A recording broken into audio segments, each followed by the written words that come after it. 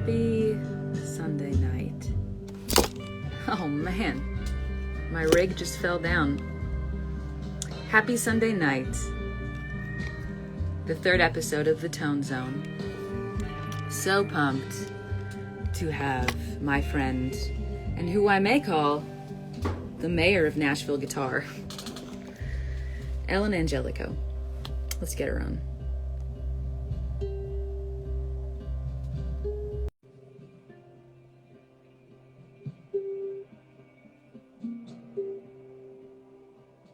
Still waiting for her. I'll tell you a little bit about what we're listening to here. Oh, I think she's there. Yes. Hello. Hi. How are you?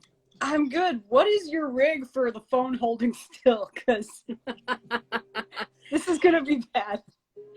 You're doing really good right now. There we go. Whoa, no, it's okay. You can do.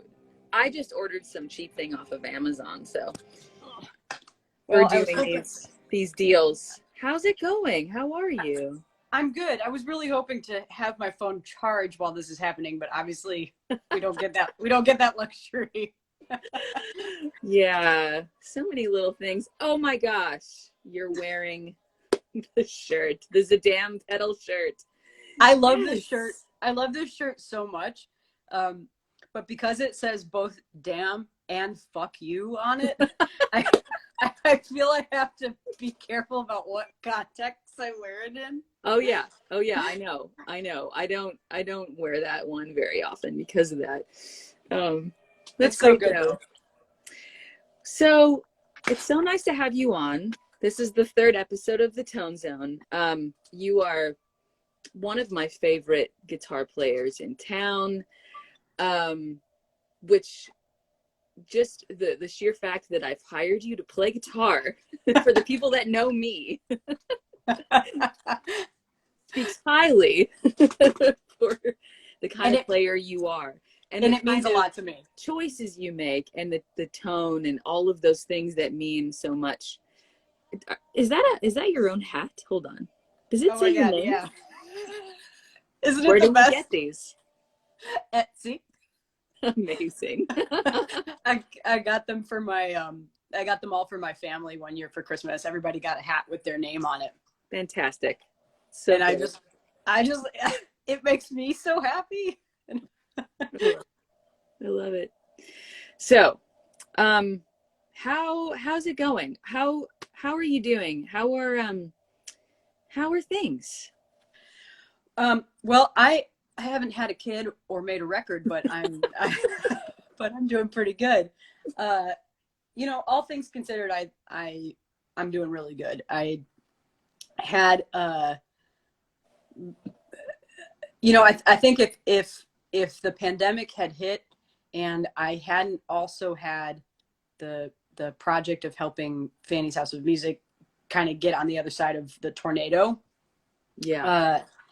I think I probably would have been in a worse spot. But just having a project is really important for my mental health. So I have had that basically this whole time. And so even though I've kind of like gone from having this like super cool life where I travel and play shows to what is essentially just a desk job, it's still something I'm really passionate about, and so my head can stay in the game a little bit. Yeah, that's great. For those of you who are watching that don't know Ellen, she's played with Cam, who's a big, massive country star, Kishona Armstrong, who's super rad, Delta Ray, super rad group of gals, and like she was mentioning, Fanny's House of Music. You can see her over there. Well, I guess not right now, or on the wonderful videos demoing gear, which so many people love. I love to see those all the time. So wonderful. And also, tell us about your new Nashville Arts Commission. Yes. So I just got appointed to be on the Nashville Metro Nashville Arts. I will learn what it is. I got appointed to it, whatever it is. And it is, it's basically a body that oversees arts funding Metro, and makes recommendations to Metro Council about how to promote the arts and focus on the arts with policy. And I'm super excited to learn more about what they do. I'm not an expert, but I've been to one meeting and it was great. And it just seems like a really thoughtful, creative group of people that are doing something really important. And the more I guess maybe the less I tour, the less I'm working, the more convinced I am about the importance of art in the public, about everybody's ability to consume art, and how to make art something that everybody has access to, whether or not they have an arts focused job. So it was really, when I was getting onboarded and I read their like 5-year strategic plan from 5 years ago, and I was like, whoa, this could have been my strategic plan. It just resonated with me in a really deep way. So I'm excited to start learning what work I can do to help there. That's incredible. Lord knows I got time.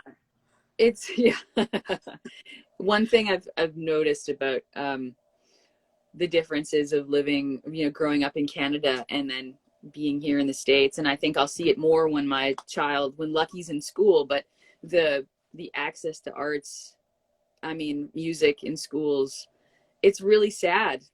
It's non-existent in some places. And and Nashville is better than other cities, better than other southern cities, better than other cities in red states. Yeah. Just because we have this reputation as Music City. And even then, it's not as much as I had access to in upper middle class suburb of Chicago. So there's a lot of work. There's a lot of work to be done. There's a lot of work to be done on that front. Yeah. It's there's studies, right, with children that are involved in the arts, whatever art it is. Their math scores are higher. Just everything is better all around. Yes. It has been proven over and over and over. So it's super important to me. And when I think about what I was put on, how deep did you want to get? How fast? When I think about what I love it. Tell me. When I think about what I was put on the earth to do, I think it was at least in part to leave Nashville and the music industry better than I found it. That's a beautiful goal, and absolutely you will do that. You already are doing it. Oh man, thanks, Brandy. So the more I learn about, like, I just read a study from 2008 that about how important the music industry is to the economy in Nashville, and I'm just learning tons and tons and tons about how the industry and art intersects with the lives of everyday Nashvillians, like not just you and me, but like people who work in the McDonald's on freaking Broadway when it's CMA Fest. Like, it has all of these huge ripple effects. And I'm really excited to learn more. Yeah, that's fantastic. Well, let me get into some questions. So I would imagine that you have, being the kind of guitar player you are, you have a bunch of different rigs going at a time. Maybe not. But if not, tell me about your main rig. Well, I do have and I kind of feel like my answer is going to be a little like Steven's. I love to pull things off and make different things for different things, because nothing is ever going to be the same. If you're paying attention and you're doing a good job of supporting music, you shouldn't bring the same exact rig to everything, unless that's like your thing. And I know some players who like always bring their thing to the session or to the gig, and that's cool if that's what you want. And that's probably why they're getting hired, because they do that thing. Right. Yeah. I am not that cool yet, so I still need to be kind of a chameleon. I got it all out. Can I? Amazing. Can I flip my camera around? Please. I would love that so much. Okay, so this is the main amp that I've been using. It's an older third power Dreamweaver. The newer ones have better it's easier to switch between the different tones. But this basically has different channels, an American channel and a British channel. It has two different voices for each channel, and you can jump the channels as well. It's got an effects loop, a really musical sounding master volume, and I just couldn't live without it in the studio. It just does so many things really well, and it keeps me from having to have like 400 amps. This is, do you know Brittany Howard? That's for Teddy Ruxpin. I'm fixing it. You're fixing it. Okay. I'll text you a video later. I can currently make very, very frightening noises, but I can't get the eyes to work. Okay. This is incredible. This is my pedal board that never changes. Like everything is like super hardcore Velcro down. I never take this stuff off. And it's a good rig for, I mean, if I can't get it done with this board, maybe you can't get it done. Yeah, maybe it's not worth doing. Like this is just my go-to throw and go, like everyday kind of rig. But I also have this set up. Go back for 1 second. Back for 1 second. Tell me about the tiny gray guy and the little green one as well. This is just a favorite switch. Oh, great. Of course. But I made it so it looks kind of crazy. And then this is just an overdrive. Okay. It's the Noble's ODR1 was like a vintage pedal that shouldn't be worth very much money, but it is because lots of people bought them. Okay. And it's just a good sounding pedal. And it has a step voltage thing. So it has a little more headroom with that. Like without it, it's a kind of a tame tube screamer sounding thing. Okay. But with it, it can get more aggressive. Nice. So I like having that. Nice. And then this guy over here is kind of like, so I was supposed to go on tour with Cam all this year, and I was hoping to use this rig. And actually I have it. Well, maybe I should just leave. Oh God, I'm sorry, Brandy. Don't be. This is great. This is a multi-effects pedal, but also it's a loop switcher, and it can control stuff with MIDI. So it was gonna control this with MIDI. Okay. And then also these other guys. This is an amazing sounding Proco Rat style distortion. Nice. Local guy makes that, named Matthew. Just a fabulous pedal. Cool. Anyway, so that's just like monstrously complex, like programming it into computers and stuff. But I was figuring on spending a lot of this year doing the type of gig where I needed that kind of precision and the same exact sounds every time, and like minimal pedal dancing. Yeah. And I enjoy the work of programming that type of rig. I've done it on one other tour. Wow. And it's nice to... I know nothing about that. Oh boy, it's a whole darn rabbit hole. I mean, it is just...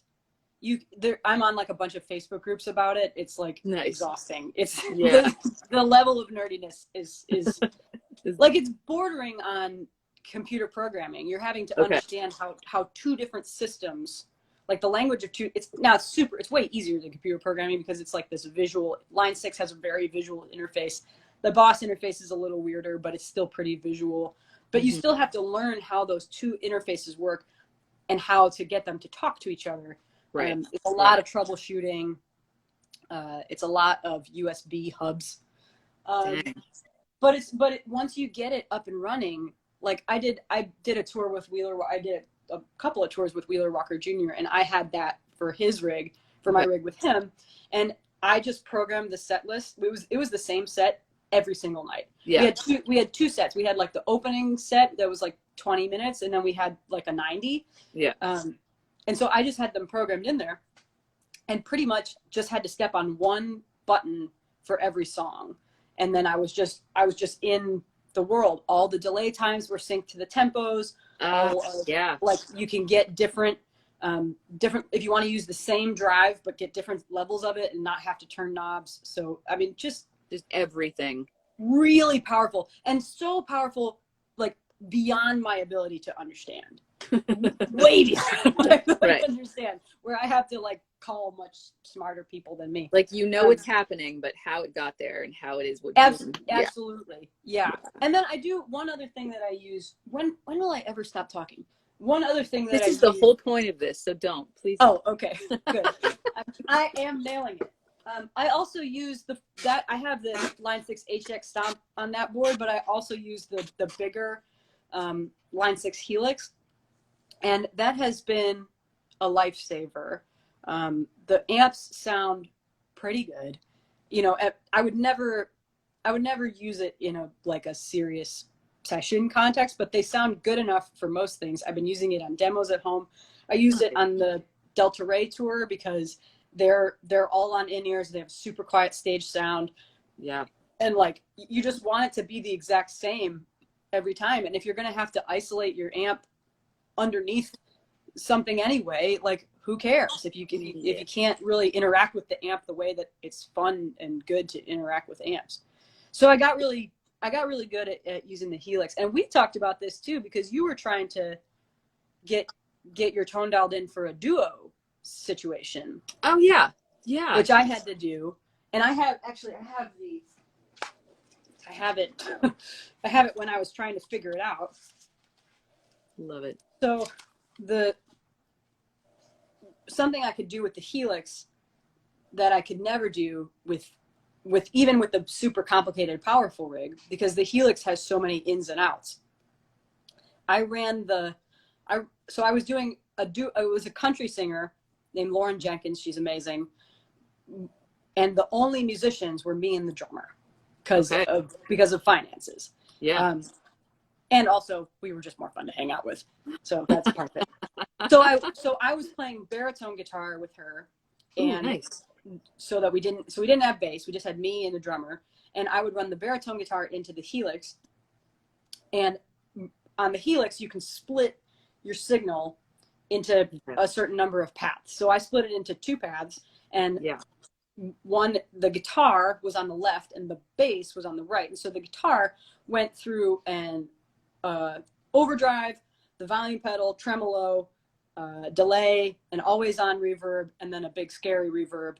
And then it went into a matchless, what's that? Like a model, a matchless impulse response. And then that went out the left side of the Helix. But the right side, which was the bass, now it's the exact same signal going in, but I put on like a really intense low pass filter. Like it can't even be called a filter. It's like a low pass like guillotine. Yeah. It was like nothing above 500 hertz, and then like a really tight like focus compression into a flip top model amp bass model. Yeah. And then I run, so that's going out the right and the guitar is going out the left. So the bass side isn't affected by any of the effects that are happening on the left, including the volume pedal. So I could back off the volume pedal and just be bass for a verse or whatever. That's really incredible. Yeah, or I could like back off the volume pedal and just hit the downbeat on the bass and then come in with the guitar like to create these like levels. And it was, I got pretty good at it.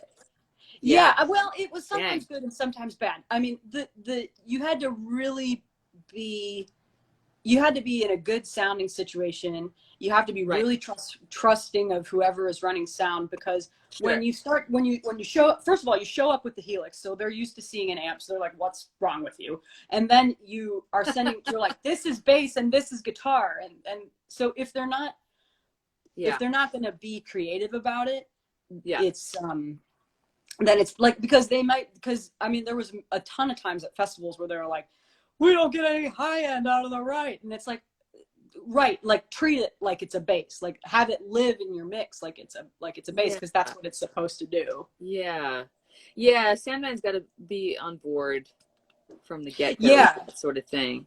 And that's just a challenge, like that's a challenge in any live situation, let alone a complex one. Like I feel like I spend a lot of time trying to dial in my rig to a room. Like it's so different to play, at the Ryman versus the basement. And so you have to, you either need to bring a rig that works for that, you know, or adjust.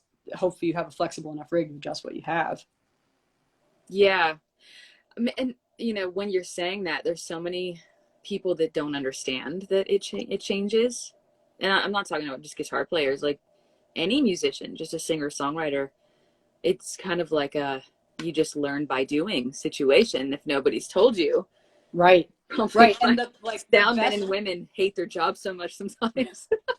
well, because yeah, I mean, because you can hardly blame them. I mean, if Yeah. you're bringing the same, like if you're playing a show at a place like the basement and you're not going to put your guitar into the system, like you're going to just rely on the guitar sound in the room. Yeah. And then you bring that level of firepower to a place that is more isolated, like, Yeah. or that is doing more isolating between the things. Like, of course the sound guy's going to be mad at you. Yeah. I would be mad at you. Yeah. You know, like, and some of my favorite, I feel like drummers have to learn that so much sooner than guitar players do, because people get angry at them if they're playing too loud. Absolutely. Yeah. Didn't So the last show we played together, I brought my 212 speaker cabinet to the basement. did you? I think I Well, did. I can respect that. I mean, My dual showman. Yeah, but I there's did. also like there's a vibe in that too. Like There's a vibe. Yeah. Yeah. I'm And only like running through one of them anyway. Like, you know. it's just like a big 112. Yeah. Yeah. But there's something to be said for like the hugeness of certain amps sounding huge and feeling huge. Like I've played a lot randomly. I've opened a lot for the band the Cadillac 3. Have you seen them ever? And they are just loud, and it's righteous. It's like what it needs to be. But also they have like they travel with sound people who get that and make it work in the space. Yeah, it's always man, every you know, the tours, especially when you're in an opening slot and you're, you know, whatever rig you got this tour and you're figuring it out, it's like that load in when you meet that sound person. I'm always prepping. I'm like, okay, I'm gonna just read this guy or gal and just, you know, shower them with compliments and love and all the things. And just, your empathy your empathy has to be like off the charts when it comes to the people running sound. Yeah, like my whole show depends on my relationship with this person. And if they're even gonna listen to me, you know, I mean, most of the time, you know, these days it's not that bad. But man. But every once in a while, I mean, and it's still I mean, I can tell when somebody who's doing sound isn't trusting somebody that I work with, you know. I feel like it happens. You really can tell. Yeah, I feel like it happens to me a little less just because I have like self-confidence in spades, and I don't. And the vocabulary as well, the communication. Yeah, totally huge. But just because somebody can't communicate, just because somebody doesn't know like all the right words doesn't mean they don't know what they want. But I mean, you know, I wouldn't want the sound job either. So yeah, totally. You know, so it's true. just everybody's just got to like learn how to read each other's minds a little bit. Yeah. Amen. Okay. Next question. I love how I asked the first question and you answered the next two. Beautiful. Oh no. Love it. Love it. No, it's great. So this is something that I don't think I've ever asked you in the time we've known each other, and I'm so excited to. If you had to, I know this is really terrible and picking lists is bullshit anyway, but who are your top favorite, let's say 3 guitar players that you love the most? Yeah, that's a hard question. I think for me, I have to divide it into like legends versus like people that I know really well, because I don't know about you, but like in my professional life, I have felt more inspired by the people around me than I have by the people that I listened to growing up. Yeah. And I'm like picking up more from them. Like I used to go see Jim Oblon at Foo Bar all the time. What's Foo Bar called? It's like not called that anymore. Cobra. Oh yeah, right. Well, whatever. So I used to go see Jim Oblon at Foo Bar all the time, and that was like transformative to me. The way that he is, like, he's not flashy, but you can tell that he's good. I love the way that he uses like big intervallic jumps. Like he'll be playing something really, really high, and then he'll just bonk, like grab an open low string. Love that kind of stuff. So like, but he hasn't done the same like thing in my brain that like the Edge has done, you know? Yeah. So like in terms of like legends, it may be kind of like a dorky answer, but I do love the Edge. Like I was so into U2 when I was a kid. That was my first concert, and like hearing that band, like hearing him fill up sound, standing out on the stage by himself, like that wash of sound. Undeniable. How, and I was transfixed. I was like, how can I make this noise? I want to make this much noise. It was, and so that was his playing and his use of effects is incredible. And then I grew up in a suburb of Chicago, and I was convinced that the only music that existed was blues music, because that's like what was the identity of the city. And so I was like, yeah, everybody loves blues music this much. So I grew up idolizing people like Buddy Guy and Junior Wells, and then the exploration of those guys led me to probably one of my top three, which is Syl Johnson, blues guitar player, session guy. He has a record of his own called Is It Because I'm Black, which is some of the most like song supporting guitar playing that I've ever heard. Cool. But in like a bluesy, like rooted in blues. Yeah. But it kind of is doing this like soul rock thing too. So I'm obsessed with him. And then when I started getting into country, I got really into Thumbs Carlisle, who plays guitar on his lap, like this kind of like really? Weird. And so I really enjoyed learning the stuff that he played on, because it didn't sound like anything else. Yeah. And so because his vantage point was different from everybody else. Yeah, exactly. So that was a cool way to learn. There's a good video of him on YouTube playing with Roger Miller, who's also one of my heroes and super underrated musician. They're just playing Alabama Jubilee, but it's like he's playing the guitar like a piano, and it's just amazing. So that would be my like people I don't have access to. Yes. Legends. But I've been really like, do you know Megan McCormick? Yes. Megan's tone, Megan's use of the Bigsby is so musical. It's amazing to watch. It's kind of like she always keeps it in her hand, right? And yes, and always. Yeah. Always, like kind of like Hank Marvin style, but with a Bigsby. Very, very cool. Everything I've seen her on is like, she just, and her own music is amazing. Yeah. She just brings herself to a project, but still supports it in a way that is masterful.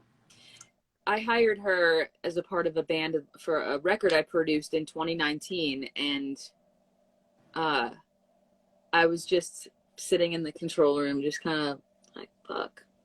So good. We were all tracking live too, and what she was doing off the charts, and just within the first few takes, like, when I play with her, I'm like, it's too bad I'm never gonna be this good, like that's just what the reality is. And like, I've jammed with her sometimes too, and her like bag of references is so deep. Like, she's super fluent in like country and bluegrass, but you wouldn't know it from the way that she plays. You wouldn't. It's electro. True.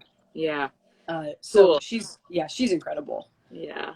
I also really like Juan Solorzano. Do you know him? Local guy. Oh, yeah, so great. I love watching him play. Same thing as Megan. Same, like, just a really great sense of like placement and timing.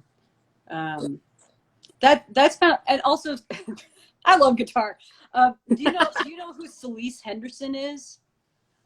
Yes. I met her on the Melissa Etheridge cruise a couple years ago. God help me, I've done more of those cruises than I know what to do with.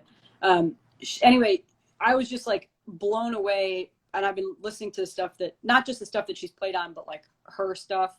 And Did she she plays just go? Did she just go as Celise, or maybe does she just go as Celise? and who has she recently played with? I'm trying to figure out if it's the same person I'm thinking of. She was on Saturday Night Live with Lizzo. Yeah, that's the gal. Yeah. Fucking incredible. And she plays with Melissa Etheridge. Like she's She does. but she's like a background singer for Melissa Etheridge of all things. And she's like this amazing guitar player, but she plays the guitar like she sings. Like it's just an extension of her. That's the kind of player that I want to be. Like that's like a long range 20-year goal for me, is like have it just be this extension of how I'm processing music in real time. She's just amazing. Yeah. Oh, that's a great list. Great lists right there. Thanks. That was like 9 people. That was not 3. That's okay. I think that separating the two is really important. Yeah. Yeah. Because I don't think about the edge in the way that I think about Juan. You know? Yeah. The edge is like a part of my childhood, and Juan is like a part of what I'm absorbing now. Yeah, exactly. Love that. Oh man. There's so many great players in town. Like we are really, so lucky. really, really great ones. Yeah, we are just so lucky. I mean, like the access that we have to mind-blowing talent. And even like when I started getting into playing pedal steel, I would see somebody playing pedal steel at a show, and if they did something I was interested in, I would just go up to them and be like, "Can I have a lesson with you?" And never has anybody turned me down. Like it just is an amazing, creative, professional environment that I feel so lucky to be a part of. Everybody's always, they want to learn more. Always. So, yeah. And the people who don't, like, I can tell that they don't. And so then I just don't touch them with a 10-foot pole. You know? They don't. And that's okay. Like, if you're it just to, like, if you're in it just to have this, like, really, really cool job, then go forth and have a really, really cool job. But, like, I'm in it partly to have a cool job, but I'm also in it because that, like, sense of exploration and, like, hearing something amazing and being like, how did they do that? I bet I can do that. Like that, I feel like, I don't know about you, but like at the beginning of quarantine, like when all of my gigs just like the bottom fell out, I suddenly had no music to learn. Whereas I was having like super intense amounts of music to learn. So I just like stopped and I was like, what do I want to do? And that was like totally reconnecting with the part of me that wanted to learn guitar in the first place, which is like, this thing is magic. Like, I bet I can be magic. Yes. You know? And I ended up shedding a bunch of weird stuff like Nuno Betancourt and weird 80s country music because it was so far out of my wheelhouse. And like, I just wanted to, why shouldn't I know how to do 2-handed tapping? Exactly. Now I do. Amazing. It's so funny. You know, I was just thinking about this when you were mentioning this last part. Like, I kind of had to start saying no to playing with other people because I really was doing it out of necessity for life because I had been here on an artist visa for almost 10 years, right? And I couldn't earn money any other way. So I had to play music. And that was a way I could keep my bills paid. Yeah. But man, I like, as much as I love doing it, and I have done it with a bunch of different people, it is all consuming for me when I'm in it. So I can't compartmentalize. I can't one day be like, oh, I'm just going to go and now do my own show the next day when I'm playing guitar with, I don't know, like Ruby Boots or whoever it is, you know, like for some reason my brain doesn't work that way. And I tried for so long to make it okay to do both at the same time. And I just decided it's okay that I can't. Like, well, but you're okay. you're in a rare class of people that I think has something really big inside of them to say with your own art, but also has the technical ability to do that thing for other people. I don't know a ton of people who do that on the level that you do. Oh, you know, and there's a couple, and the folks that I know have all really struggled with that, because once you invest the energy into being the best side person you can possibly be, mm-hmm. aspects of your identity kind of have to flake off. Yeah. And I think that level of wanting everything to be right. Like I'm the type of player, when I play with someone, when I get hired for a gig, I don't improvise solos. Like, I am learning the solo. Yeah, same. And it's going to be the same thing every night. And it may be the same as the record if they want it to be, but if not, I'm going to come up with something, and it's going to mean something and say something, and it's going to be the same. So I'm learning everything. Right. And it's I don't know. I think I almost care too much. Yeah, totally. Like, totally. I really care about serving the person I'm playing with, and wanting it to be right and not just technically right, just the tones and all the things, and wanting to really own it. Yeah. I don't know why I'm motivated by that too, but I am. And it's not a negative thing. I mean, that's why we keep getting better at what we do, right? Right. But I'm finally at a place where I can understand with myself, well, of course I have a green card now, so I don't need to go on tour with so-and-so band for 2 weeks to pay bills anymore, which is kind of freeing in a way, I have to say. Yeah. But I've just accepted the fact that, yeah, it's okay. Like, it's okay. Yep. It's okay. But I think it's also okay because, like, I think it's okay because, like, the art that you're putting out feels important. I'm glad it does. I would be more inclined to be like, no, you should get back to being a side person if I, like, didn't believe in what you were doing. Well, dude, I tell you what, the shit that I've learned during this year, you know how some people say to you, well, I just don't have time to be creative. Yes. I now laugh in their faces. I mean, like, anybody that says that to me, maybe they have a job they go to, or whatever it is, but, like, they can't find the time to whatever the fuck they want to do, right? But I now really understand the idea of, if when people say, like, well, if you just want to do something, you just do it. You just figure out a way to do it. And there is no time prioritizer like having a baby. Oh my God. Yeah. And it's changed everything, and it's changed everything for the better. And I have learned how to be an engineer, an audio engineer, and recorded a record, and it's done, by the way. Oh my God. Hey, congratulations. Everything translated to a professional studio the other day, which I was like, holy fuck, we recorded drums somewhere else, and I couldn't believe it. I was so proud. I will admit it. I'm so fucking proud of myself. You should be. This. Like, but has that transformation happened to Aaron too? I don't know. I think so. I think that there are things that I need to say with these songs I've recorded that I have to put out into the world. And that's because it's a record that's about the most crazy personal things with women, like miscarriage and abortion and all this shit that nobody talks about.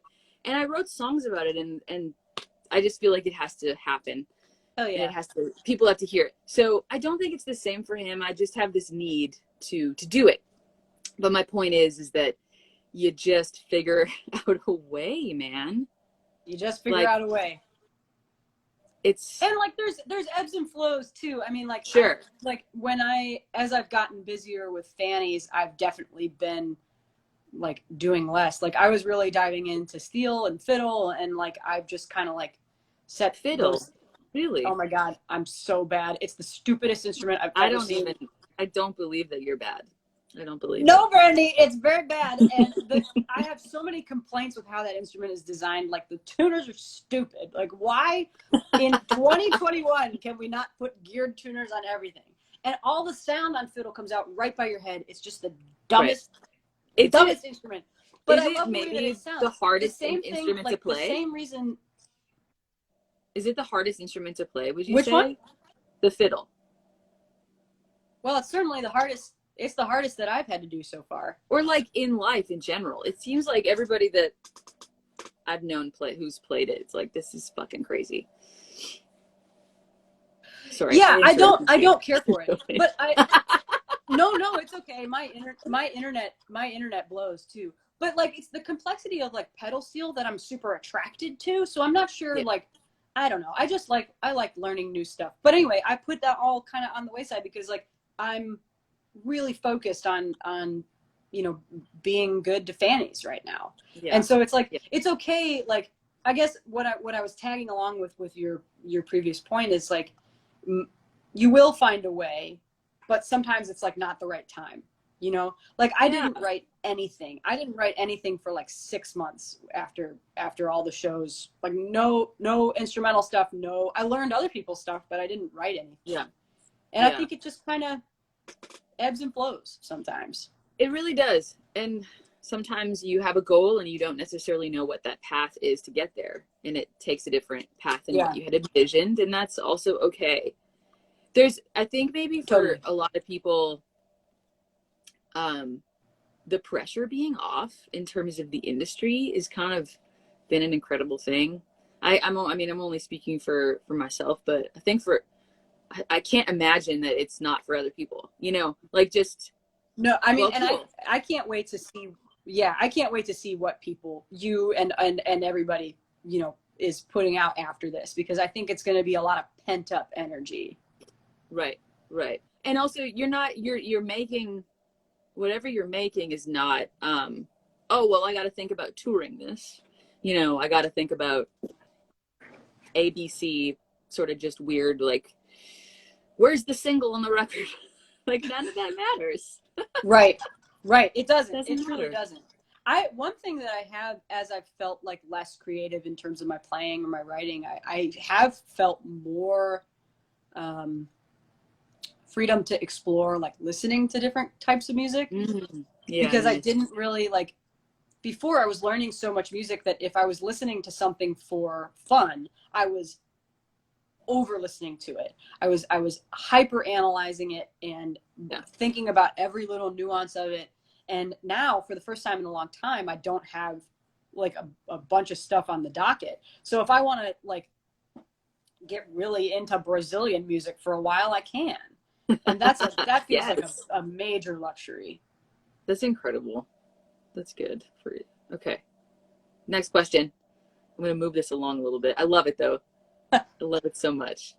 I'm learning so many things about you. Oh, that's embarrassing.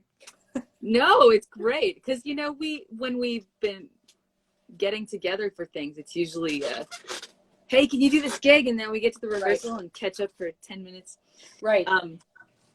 Okay. What's your desert island guitar? I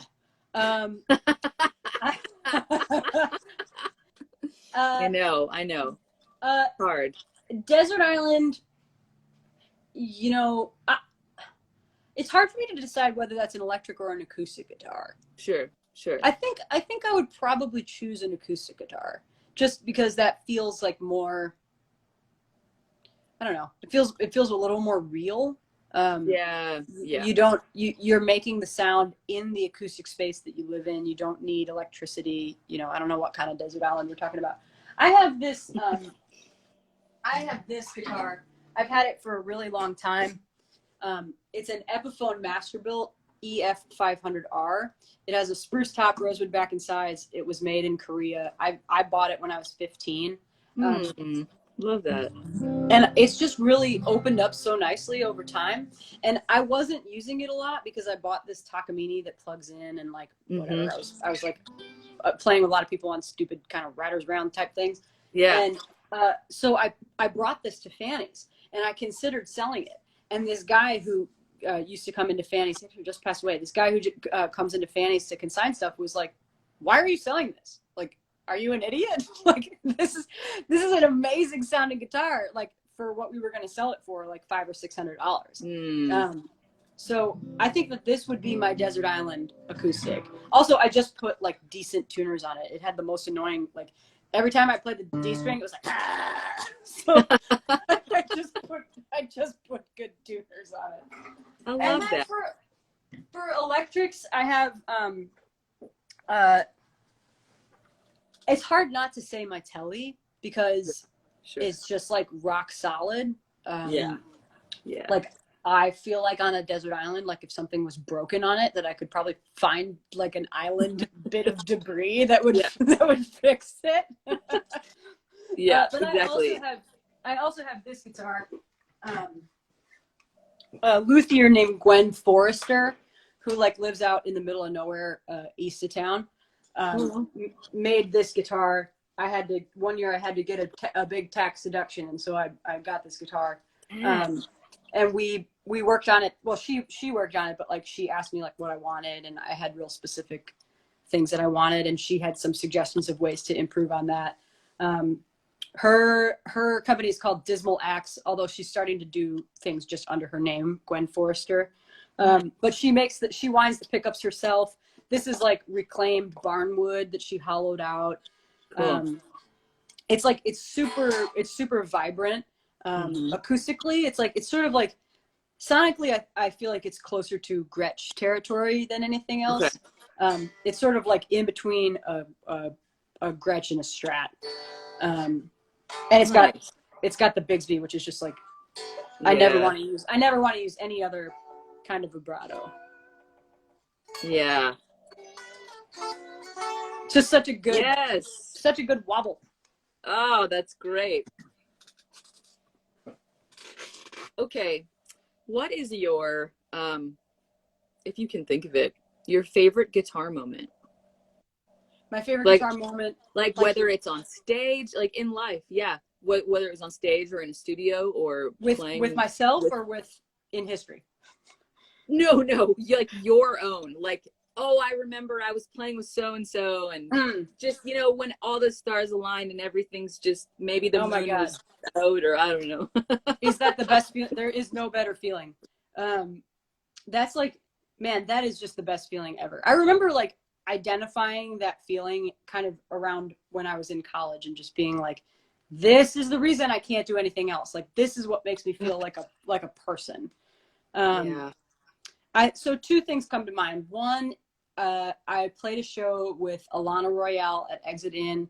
It was a couple days after the 2016 election, and everybody was feeling some kind of way.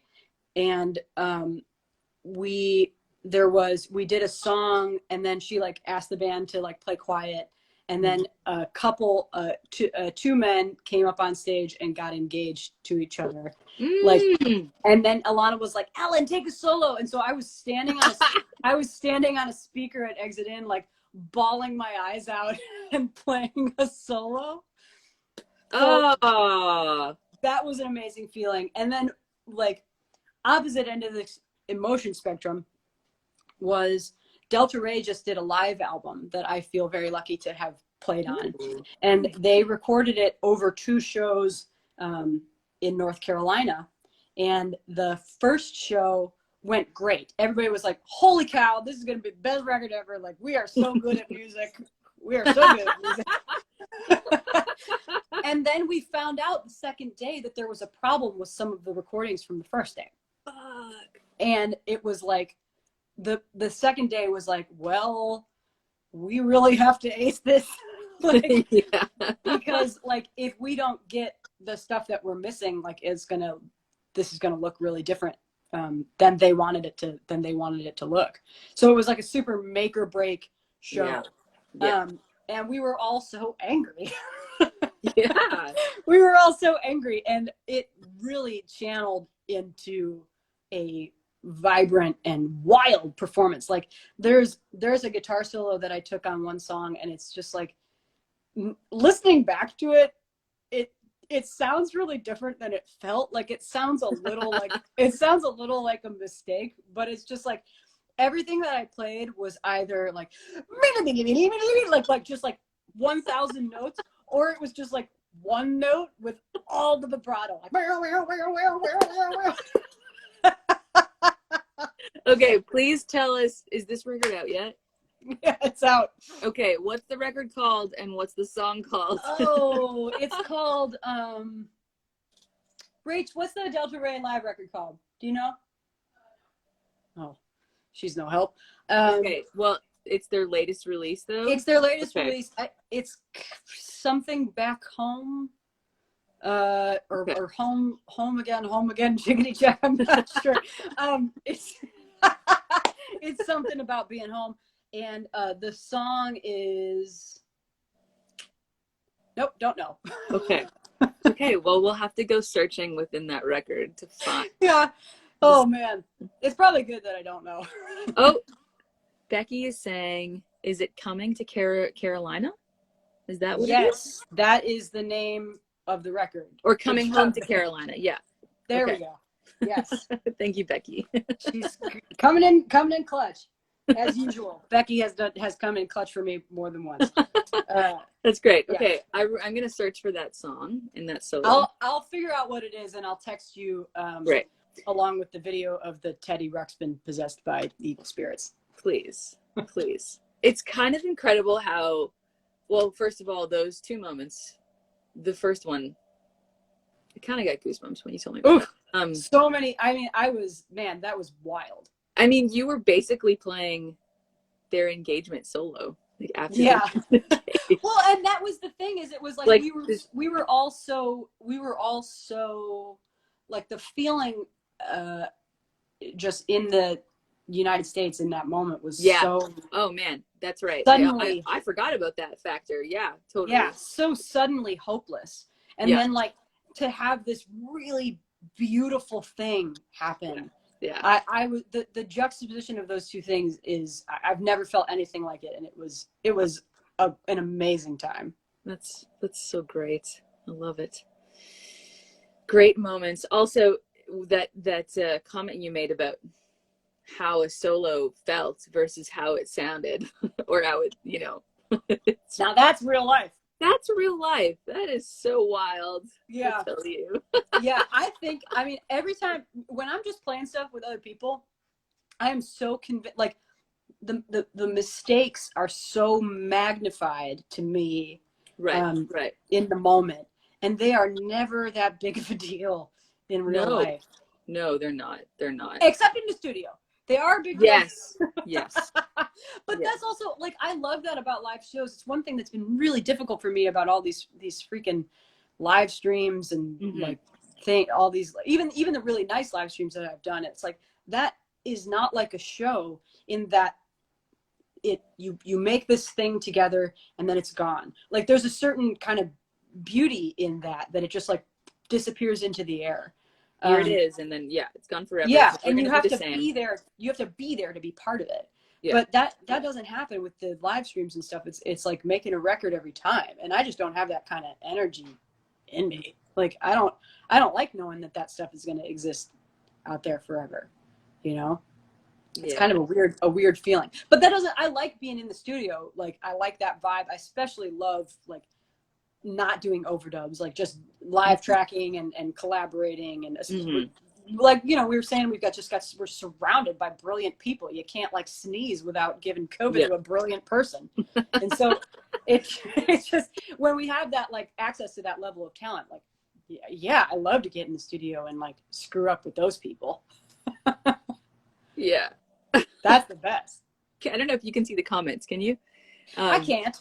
Okay, Emma says, Emma Macer, out of the 2 times I've seen Ellen, I've never caught a mistake and have always been blown away. Well, me too, Emma. Me too. that is kind, and maybe putting a little coat of polyacrylic on it. I mean, but it's just, it really, like, you have to, especially as a side person, like, I've just learned that if the art that you're making is strong enough, that is going to supersede any mistakes you can make.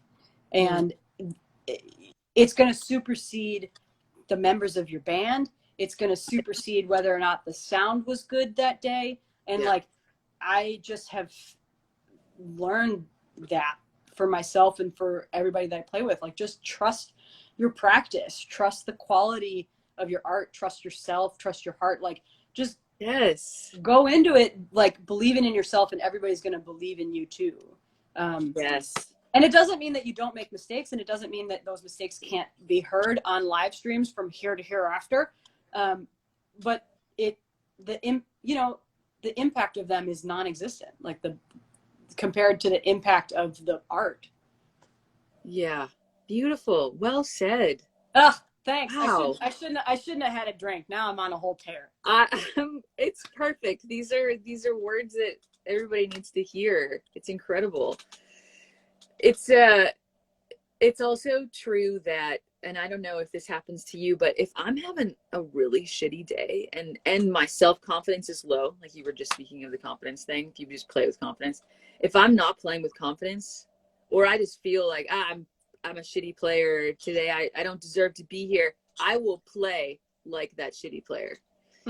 Whereas if I'm just kind of thinking, you know, just the opposite of that all, like, it's gonna be great. And also, furthermore to what you just said, I remember being in a place where I always felt like I had to win the audience or something like that. But you know what? Now I believe that the audience, they're already on your side when you go up there. They want you to succeed. Yeah, they're just like waiting for you to succeed, and they want you to, and they are on your side, and they're going to be on your side. And going into it with that attitude changes everything.